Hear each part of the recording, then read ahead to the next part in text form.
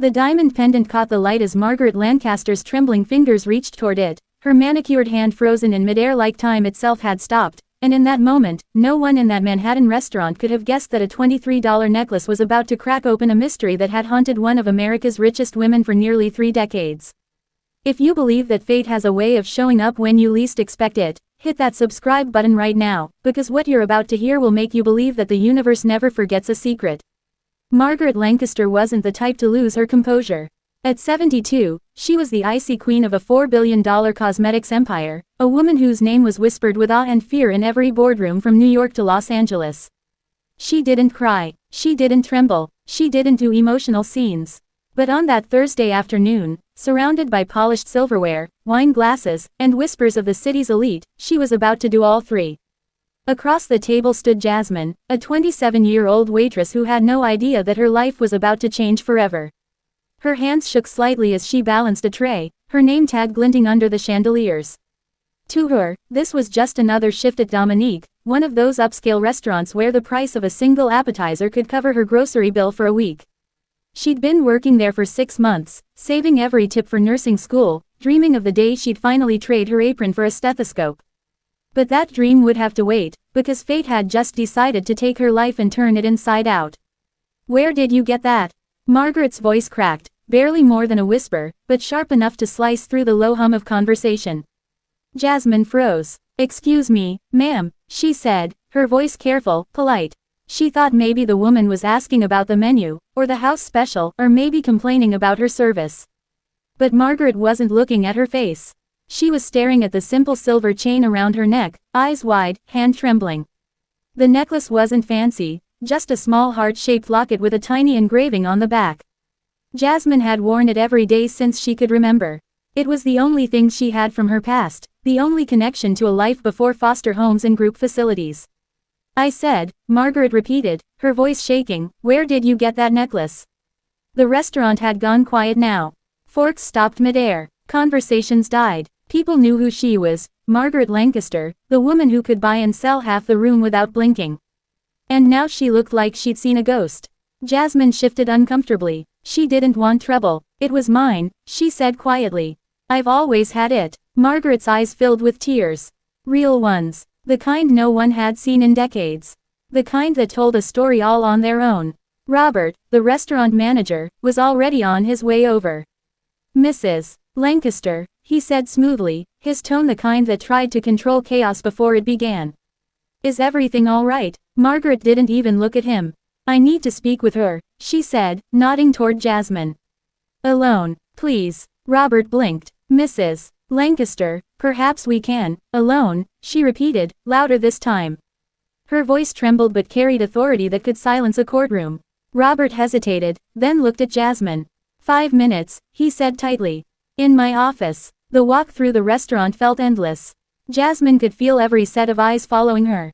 She'd never been more aware of the cheap shoes she wore, the fraying edges of her uniform, the heat of her own heartbeat hammering in her chest. When they reached the cramped office, Margaret shut the door behind them. Her hands were shaking as she turned to face Jasmine. "That necklace," she said, her voice low but urgent. "I gave it to my daughter 27 years ago." Jasmine frowned. "I don't understand." Margaret reached into her purse and pulled out her phone, scrolling through her photos with trembling fingers until she found one and turned the screen toward Jasmine. The image showed a young woman in her 20s, smiling, radiant, her hand resting on a pregnant belly. Around her neck was a necklace, identical to the one Jasmine wore. Her name was Caroline, Margaret said softly. "My only child." Jasmine felt the air leave her lungs. The woman in the photo looked familiar. She couldn't place why, but something deep inside her stirred, a feeling she couldn't explain. "What happened to her?" Jasmine asked. Margaret's face crumpled. "She died," she whispered. "Giving birth. 27 years ago. At Newark General Hospital. They told me the baby survived but was adopted through a private agency. I tried everything, lawyers, investigators, but the trail went cold." Jasmine shook her head. "No, that's impossible. I was never adopted. I grew up in foster care. They found me in a hospital bathroom. Someone had just left me there. All I had was that necklace and a blanket." Margaret went pale. "A bathroom," she said, her voice trembling. "Newark General." Jasmine nodded. Margaret's hand flew to her mouth. "March 15th. Jasmine's eyes widened. That's my birthday. For a moment, neither of them moved. The truth hovered between them like a ghost waiting to be acknowledged. Margaret stumbled back a step. Someone took you, she whispered, her voice shaking with rage and realization. Someone took you and left you in that bathroom. They stole you from me. Jasmine felt tears burning her eyes. Why would someone do that? Because, Margaret said bitterly, you were worth millions. She began pacing, her heels clicking against the tile floor. Caroline wasn't married. The father wasn't in the picture. You would have been my sole heir. Someone must have thought they could profit by making you disappear. Jasmine's hands trembled. We need proof, she said. We can't just assume. Margaret's eyes snapped to hers. Then we'll get proof. A DNA test. I'll have my lab send someone right now. She pulled out her phone and started making calls, her voice brisk, commanding, back in CEO mode. Jasmine sat frozen in the chair, her world tilting. She'd spent her whole life wondering who she was, why she'd been abandoned, why no one had wanted her. And now, this. Could it really be true? That she wasn't just a forgotten child, but the granddaughter of one of the richest women in America? And if so, who had done this? Who had taken her and left her to grow up alone? Outside the office, Robert stood listening at the door, his face pale. Every word hit him like a punch. 27 years ago, he hadn't been Robert, the smooth-talking restaurant manager. He'd been a nurse at Newark General. A nurse with gambling debts and no way out. And he'd been the one who carried that baby out of the nursery and left her in the bathroom. His pulse raced. He'd told himself it was mercy, that someone would find her, that she'd be adopted, that she'd be fine. But she hadn't been. She'd grown up alone. And now she was standing in his restaurant, her grandmother discovering the truth he'd buried for nearly 3 decades. Robert's hand shook as he pulled out his phone. He needed to call someone. But who? The woman who had paid him to do it was long dead. Victoria Ashford, Margaret's old business partner. She'd orchestrated everything, promising him $50,000 to make the baby disappear and the problem go away. And he'd done it. He'd taken the money, quit the hospital, and run to New York. But now, it was all coming back. Every lie, every sin, every secret. Inside the office, Margaret was still making calls. Within an hour, a DNA technician arrived at the restaurant, escorted by Margaret's security team. Samples were taken. Jasmine sat in silence, barely able to process what was happening. Within 3 hours, preliminary results came back. Within 6 hours, the results were confirmed. Jasmine Torres was actually Jasmine Lancaster, the missing heir. The news spread like wildfire. By morning, every major outlet in America was running the story, Billionaire's missing heir found working as waitress. DNA confirms Lancaster fortune's lost granddaughter. Social media exploded. Talk shows debated it. Reporters camped outside Dominique's, trying to get a quote. But inside Margaret Lancaster's penthouse, things were quiet. Margaret sat across from Jasmine, holding her hand, tears in her eyes. You're home now, she said softly. You're safe. But Jasmine wasn't sure what home even meant anymore. She'd spent her entire life surviving, never belonging anywhere. And now she was supposed to believe she belonged to all this. The penthouse, the fortune, the family name. She didn't feel like a Lancaster. She still felt like Jasmine, the girl who had learned to keep her head down, who'd learned that hope was dangerous. But as she looked into her grandmother's eyes, she saw something she hadn't seen before. Truth and love. Jasmine didn't sleep that night. The city lights glowed through the glass walls of Margaret's penthouse, the hum of traffic below mixing with the storm inside her mind. She kept staring at the necklace on her nightstand, the little silver heart that had started everything. How could one small object hold so much history, so much pain, and somehow so much hope? Down the hall, Margaret was awake too, pacing her study, scrolling through old files, rereading old reports, things she had once accepted as unchangeable facts. Her daughter's death certificate, hospital notes, the adoption paperwork that had gone nowhere. All of it suddenly looked like lies. Someone did this, she whispered to herself, her reflection in the window staring back like a ghost of her younger self, fierce and determined. Someone took my granddaughter. Meanwhile, Robert sat alone in his apartment, the blinds drawn, his hands trembling around a glass of whiskey. The news was everywhere. He had turned on the TV and there she was, Jasmine, his waitress, standing beside Margaret Lancaster, headlines flashing, lost heir found after 27 years. His chest tightened. The walls seemed to close in. He thought about running, but where would he go? The past always finds you. He knew that now. He opened his desk drawer and pulled out a small metal key, the key to a safety deposit box he hadn't opened in 15 years. Inside that box was a letter, his insurance policy, written by Victoria Ashford herself, detailing everything. At the time, he had thought it would protect him. Now he realized it might destroy him. He took another drink, hands shaking. He needed to think, but thinking meant remembering, and remembering hurt. The next morning, Margaret's legal team descended like a storm. Investigators, private security, and lawyers filled the penthouse, turning it into a command center. "We'll start with hospital records," one of them said. "Financial trails, employee lists, anything from March 15, 27 years ago." Margaret nodded. Her voice was calm, but her eyes burned with purpose. "Find everyone who touched that file," she said. Everyone. Jasmine sat quietly on the couch, watching it all unfold. It was surreal. Yesterday she'd been serving coffee. Today she was sitting in a billionaire's living room surrounded by lawyers and reporters. She didn't know whether to feel grateful or terrified. When Margaret finally sat beside her, the older woman took her hand again. "You don't have to be involved in any of this if you don't want to," she said gently. "You've been through enough." Jasmine shook her head. "No, I want to know what happened. I deserve to know." Margaret nodded. "Then we'll find out together." And together, they began to dig. It started with hospital records. Most of them had been archived, but Margaret's influence opened doors that had been closed for decades. Within days, they had a list of every nurse and doctor who'd been on duty the night Caroline Lancaster died. And one name stood out: Robert Daniels.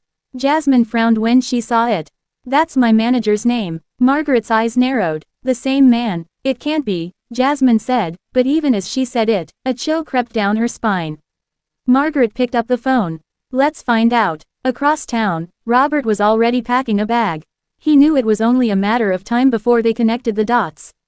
He'd been foolish to stay in New York, even more foolish to work in a public place under his real name. He zipped the bag shut and grabbed the letter, sliding it into an envelope. He hesitated for a moment, then addressed it to one person, Jasmine. He didn't know why he did it.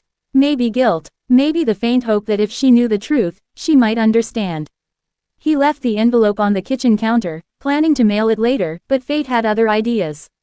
As he stepped out of his apartment, two men in black suits were waiting. "Mr. Daniels," one asked politely. "Mrs. Lancaster would like to speak with you." Robert froze. "I don't, it's not a request," the man said, and Robert knew he was trapped. An hour later, he sat in the back of a sleek black limousine across from Margaret herself. Her face was calm, but her eyes were daggers. "You know why you're here," she said quietly. Robert swallowed hard. "Mrs. Lancaster." No," she interrupted. "Don't insult me with lies. I want names. Everyone who was involved. Everyone who profited. Everyone who stayed silent." Robert's hands shook. "I didn't mean for it to happen like that," he stammered.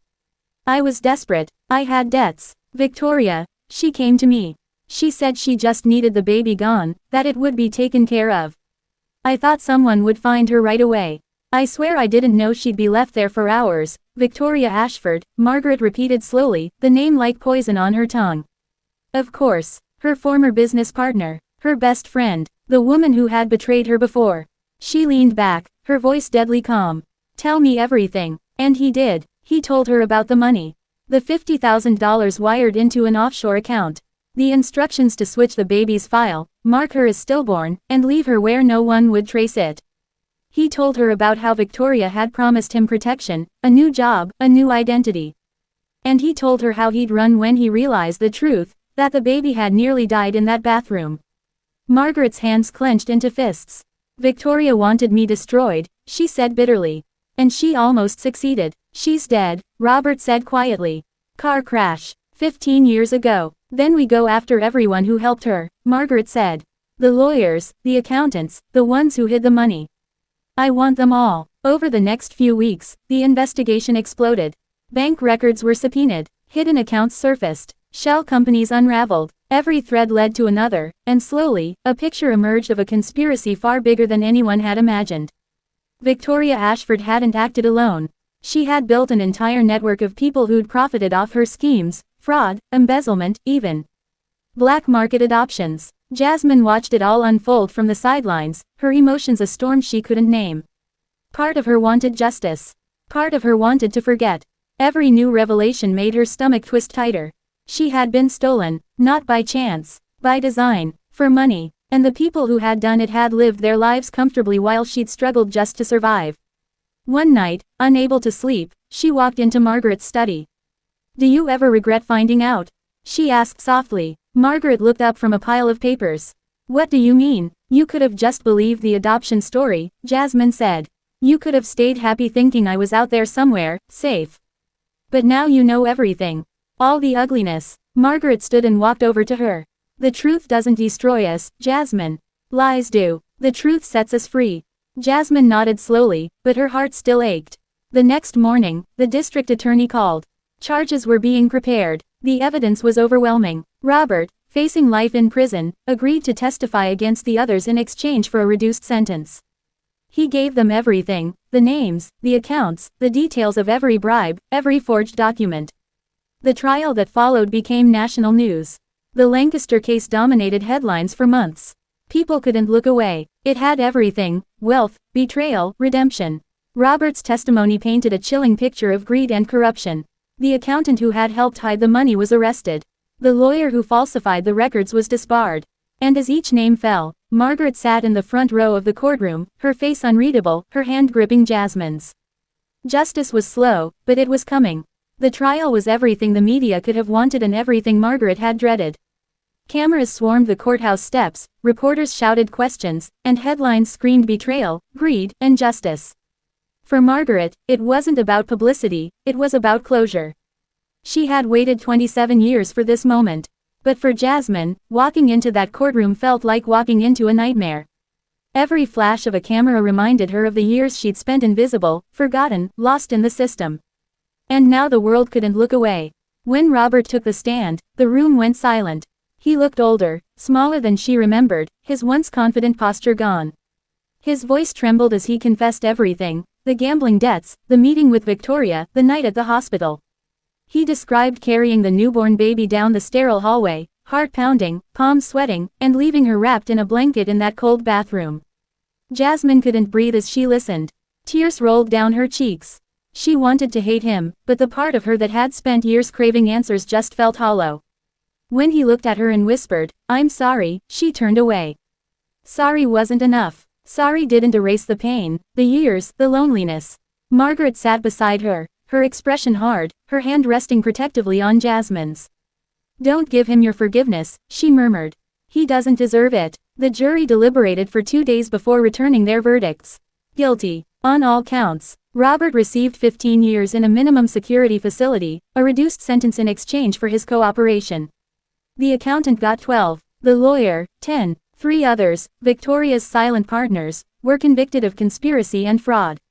The hospital settled privately for $20 million, an acknowledgement of the failure that had allowed everything to happen. The day the sentencing ended, Margaret and Jasmine walked out of the courthouse into a sea of cameras. The reporters shouted questions. "Mrs. Lancaster, do you have any comment? Jasmine, how does it feel to finally get justice?" But Margaret just said one thing: "We're going home." And home, for Jasmine, was still something she was learning to define. The first few weeks after the trial were quiet. Margaret insisted she rest, away from the noise, the reporters, the endless questions. They retreated to the Lancaster estate in the Hamptons, a sprawling mansion by the ocean where the air smelled of salt and freedom. For the first time in her life, Jasmine didn't have to worry about rent or bills or the next shift. But peace didn't come easily. She found herself waking up at night from dreams of hospitals and crying babies. Sometimes she'd sit on the balcony, staring at the ocean, wondering who she might have been if none of this had happened. One evening, Margaret joined her. The sun was setting, painting the water gold. "You're quiet tonight," she said softly. Jasmine smiled faintly. "Just thinking." "About what?" "About who I am now," Jasmine said. "I've been a foster kid, a waitress, an orphan. And now I'm supposed to be a Lancaster. I don't even know what that means." Margaret sat beside her. "It means whatever you want it to mean," she said gently. "You don't owe the world a version of yourself that fits their headlines. You only owe yourself the chance to heal." Jasmine looked at her grandmother, the woman who had once been a symbol of cold power and now seemed so human, so raw, so real. "You've changed," she said softly. Margaret smiled sadly. "I lost too much time being angry. I don't want to waste another minute. Over the next few months, they began rebuilding not just their relationship but their sense of purpose. Margaret brought Jasmine to Lancaster Industries headquarters, introducing her to the board, the staff, the legacy that would one day be hers. But she didn't pressure her. You don't have to take over the company, she told her. You can do anything you want. And Jasmine, after years of living for survival, finally had the luxury of choice. She finished her nursing degree at Columbia University, but she couldn't shake the feeling that her story was bigger than her own pain. One day, while visiting a children's hospital, she met a little girl who reminded her of herself, quiet, shy, wearing a hand-me-down sweater and clutching a stuffed animal. The girl had been in foster care since birth, bouncing between homes. Something inside Jasmine broke open. That night, she told Margaret her idea. I want to start a foundation, she said. To help kids like me. To make sure no one gets lost in the system again. Margaret's eyes filled with tears. What would you call it? The Caroline Lancaster Foundation, Jasmine said softly. After my mother. And just like that, the next chapter began. Margaret didn't hesitate. She funded the foundation with $50 million and gave Jasmine full control. They hired social workers, advocates, and policy experts. They built partnerships with hospitals and foster agencies. Within a year, the foundation had helped place over 300 children in permanent homes. Within 2 years, they'd pushed for new legislation that improved hospital security protocols and created better tracking for newborns. But the most powerful moment came 6 months after the trial, when Jasmine stood on a stage in front of hundreds of people at the foundation's first gala. She wore a navy blue suit Margaret had helped her pick, and around her neck was that same silver necklace, the one that had changed everything. Her voice was steady as she addressed the crowd. My name is Jasmine Lancaster, she began. 27 years ago, I was stolen from my family and left to die in a hospital bathroom. I survived because of luck and the dedication of people who refused to let me disappear. But no child should have to survive through luck. They should be protected, loved, and safe. The room was silent. Every word carried weight. We can't change the past, she continued, but we can shape the future. We can make sure no child ever goes missing in the cracks of the system. We can make sure no grandmother spends decades searching for a grandchild who was stolen. We can build a world where truth and justice aren't privileges, they're guarantees. The applause was thunderous. Reporters called it one of the most emotional speeches of the year. But Jasmine didn't do it for the headlines. She did it for the little girl she used to be, the one who had once believed no one would ever come for her. And as the applause faded, she glanced toward the front row. Margaret was standing there, tears streaming freely down her face, clapping with all her heart.